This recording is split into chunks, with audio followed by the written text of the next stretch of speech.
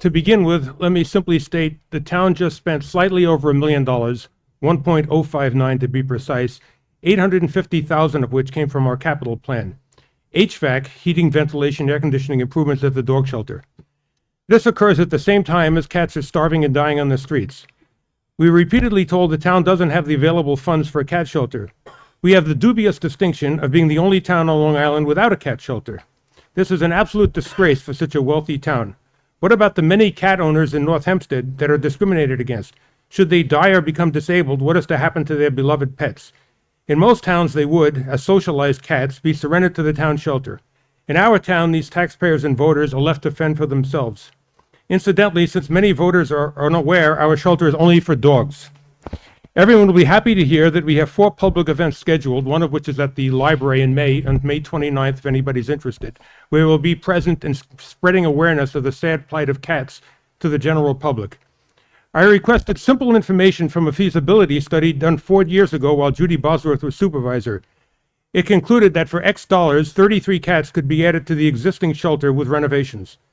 It is logical to assume that since the town has spent almost $1 million on this HVAC system, which I have researched the cost of, incidentally, it's extremely high. It came out to about $65 a square foot on average, so that cost is way out of proportion.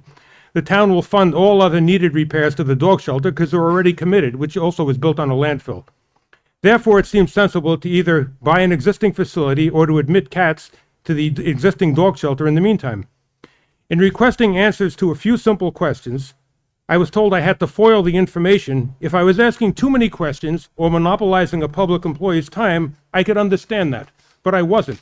The foil response was quick. One of my 2 foils wasn't even answered. I never got a breakdown of where that $850,000 was going. And as a resident and taxpayer of this town, I was entitled to ask for a simple breakdown of costs. Nelson and Pope did the study. I spoke to them. They were willing to give it to me. The town wouldn't give it to me. It wasn't paid for by any individual working for the town. It was paid for by the taxpayers. The town would not let them do so. It is time that citizens trying to do something positive are not intentionally stonewalled and having their time wasted. The last item I'd like to discuss is why an item approving the voucher program was taken off tonight's agenda. It was on the original agenda and then removed. I believe that $40,000 was approved as prior Councilman Veronica Lurvy.